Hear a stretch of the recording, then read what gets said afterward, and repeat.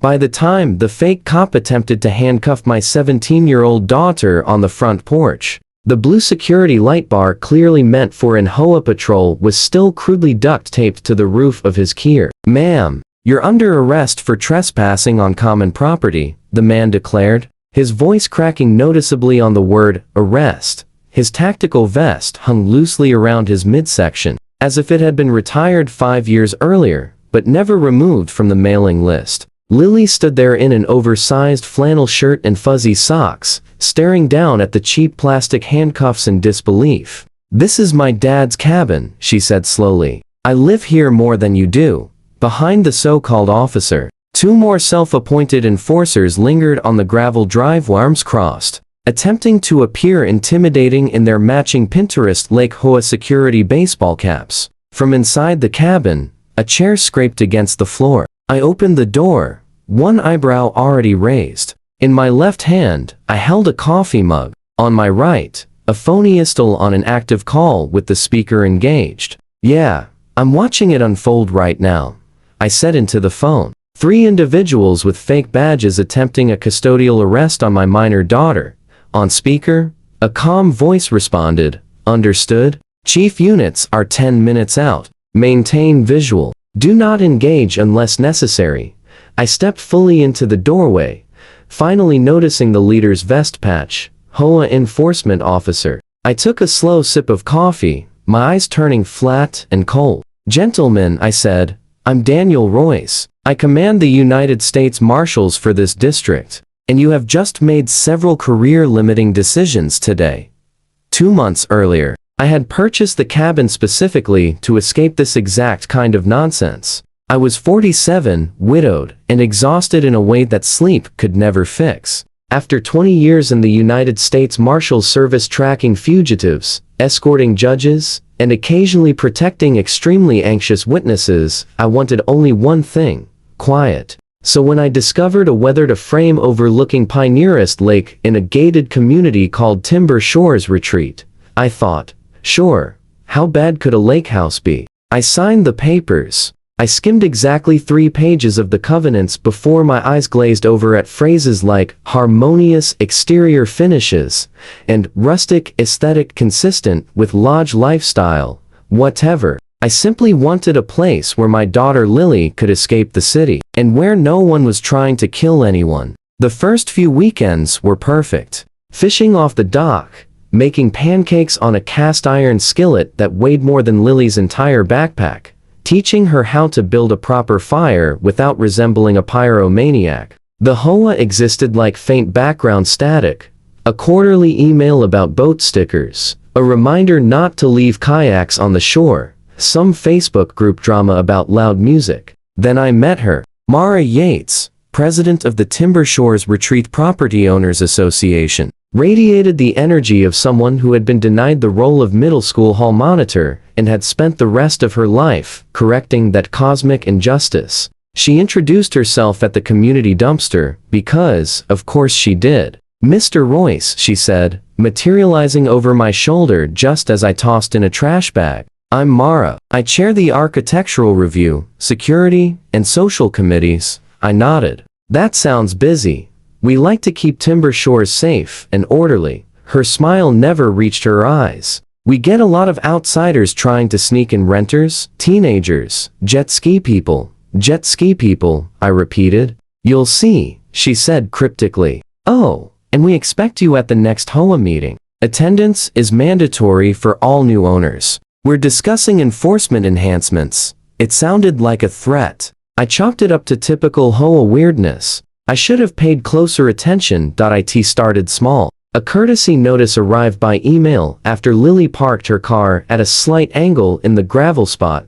"Vehicle not centered in designated area. Please review parking guidelines." Then a warning about our firewood stack being visible from the road, even though the road was a dirt path used exclusively by deer and exactly one neighbor who jogged in jeans. I rolled my eyes, paid my dues, and ignored the noise. Compared to transporting organized crime witnesses, arguing about firewood felt like light comedy. Then the security newsletter landed in my inbox. Mara had apparently formed the Timber Shores Community Safety Task Force. The letter blended PTA enthusiasm with small-town police blotter tone. We've had reports of unauthorized youths occupying common areas, vaping on docks, and using profanity near families. Our task force will conduct patrols to ensure compliance.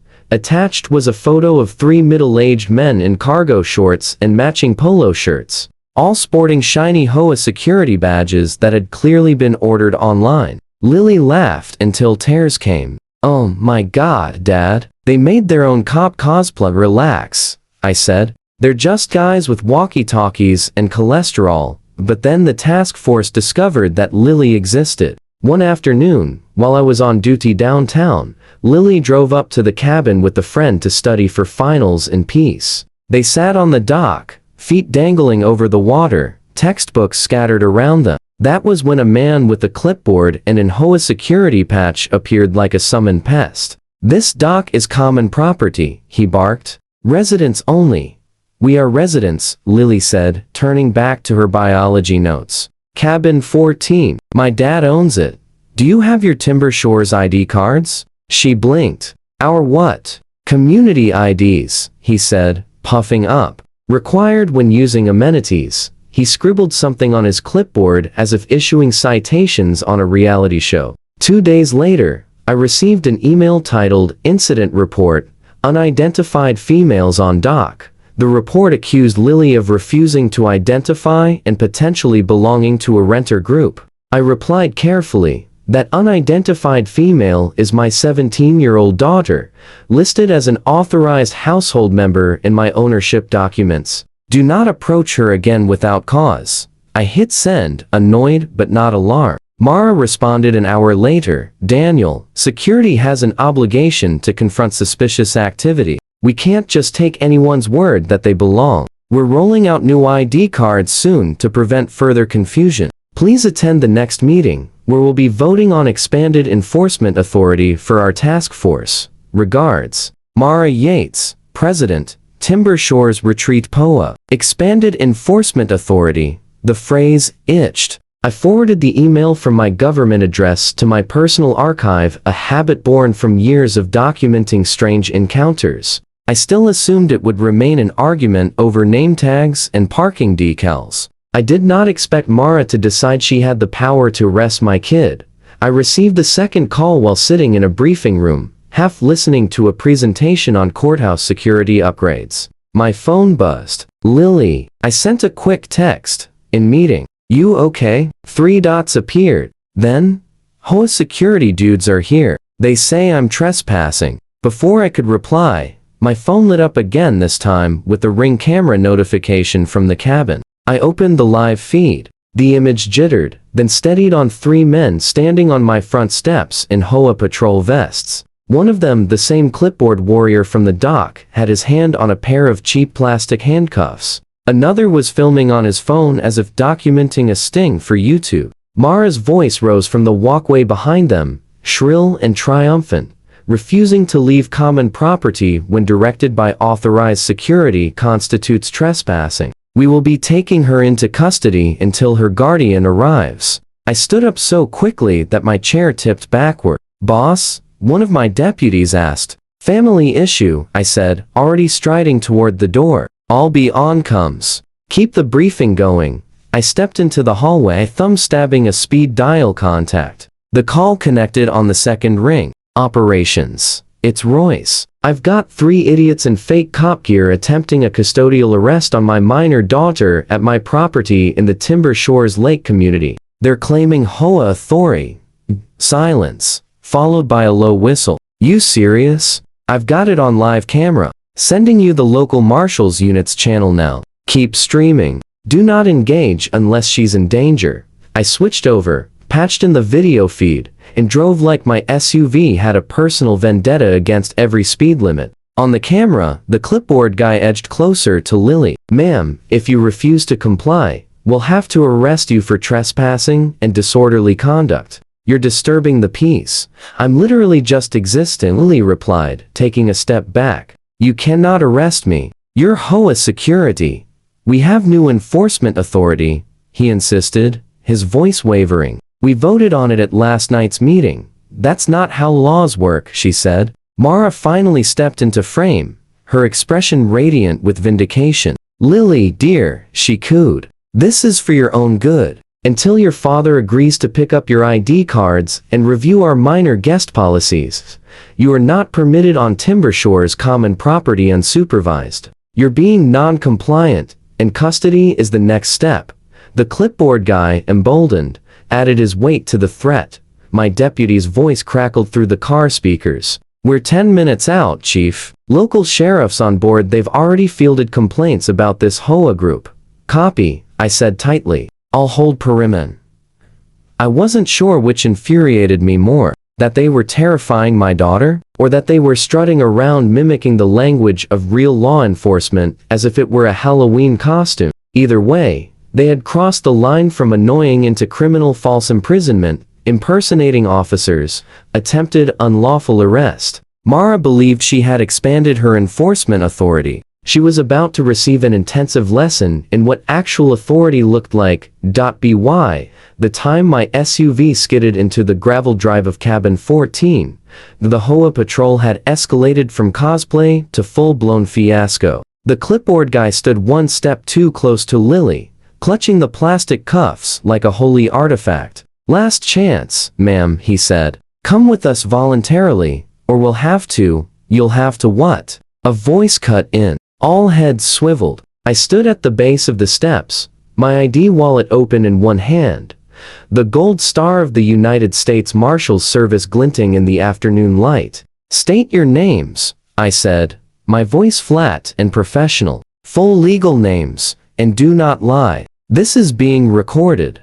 Mara recovered first, straightening her blazer. Daniel, there's no need for theatrics. Our security team is acting within the authority granted by the Timber Shores bylaws. Your daughter refused to leave common property, and I didn't look at her. My eyes were fixed on the clipboard guy, whose gaze had locked onto my badge and gone very, very wide. You, I said. What's your name? Brad, he stammered. Brad Fenwick. Brad Fenwick. Are you a certified law enforcement officer in this state, or any state? He hesitated. That pause was his mistake. Well, I mean, I did the 8-hour security course. So, that's a no, I said. Are you currently attempting to place a minor in handcuffs and transport her against her will? It's not like that, Brad protested weakly. We're just detaining her. That's what security does. Lily stepped away from him and slipped behind me, her shoulders finally relaxing. From down the hill came the crunch of tires on gravel to vehicles, a sheriff's cruiser and a dark SUV with government plates. Mara turned, blinking rapidly. Who is that? Those, I said, are the people who actually have enforcement authority. The sheriff climbed out of his cruiser, shading his eyes against the sun. The driver of the second vehicle followed, Deputy Marshal Ortiz, whose resting expression hovered somewhere between bored and ready to ruin someone's entire week. Afternoon, Chief, Ortiz called. Heard you've got some volunteers playing cops and robbers. Brad's face drained of all color. The other two security guys suddenly found their shoes fascinating. The sheriff walked up the steps, taking in the vests, the light bar still taped to the kier, the badges. Ma'am, he said to Mara, you want to explain why your HOA is dressing people up to look an awful lot like law enforcement and trying to detain residents.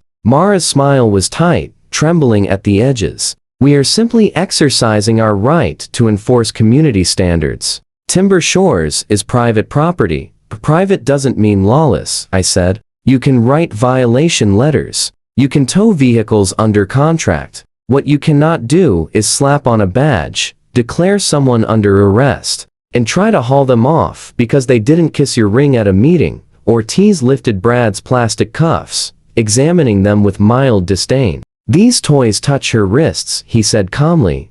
And you're leaving here in real ones. Brad swallowed audibly. The sheriff turned to me. You want to press charges? Impersonating an officer. Attempted unlawful detention of a minor. Harassment at a minimum, I said. This ends with them never wearing anything that says security again, Ortiz added. And we'll be forwarding all this. He gestured to my phone to the DA. For the first time, Mara looked genuinely rattled. "You can't do this," she hissed. "We voted. The community gave us this authority." I met her eyes, every trace of warmth gone. "Mara, you can hold as many votes as you want," I said. "You still don't outrank the Constitution." The HOA board meeting 2 weeks later drew record attendance. It turned out that watching multiple board members get arrested on the president's front lawn was excellent motivation for turnout. They had relocated the meeting from the cramped little office to the Timber Shores Lodge, a massive log building that tried desperately to appear rustic. Despite having been constructed in 2009, I hadn't intended to attend. I preferred to let the systems I trusted, the sheriff's office, the district attorney, internal investigations, handle the fallout in their own time. But then Lily asked, "Can we kind of want to see how this ends?" So I went to the front of the lodge. The remaining board members sat behind folding tables draped with the Timber Shores banner. Mara was not among them. Instead, she sat in the audience a few rows back, her posture rigid as rebar. A nervous man with a receding hairline cleared his throat into the microphone. "Call to order," he said. "I'm David Chen, acting president. We, have several items on the agenda, but clearly everyone is here for item 1, Security Committee actions." A few people chuckled awkwardly. I sat with Lily about halfway back. A couple of neighbors nodded at us, some grateful, some embarrassed, most both. David glanced at the paper in front of him. "As you all know, at our last meeting, the board voted to expand the authority of the Community Safety Task Force. This included uniforms, patrols, and, detainment protocols." He winced visibly. "We believed we were acting within our rights as a private association." "Believed?" someone called from the back. "You had them trying to arrest teenagers." David winced again, harder. "Yes, which was wrong legally and ethically. The sheriff and the district attorney have made that abundantly clear." He swallowed, then pressed on. "Effective immediately, the security committee is dissolved. All badges, vests, and equipment are to be surrendered to the management office by Friday."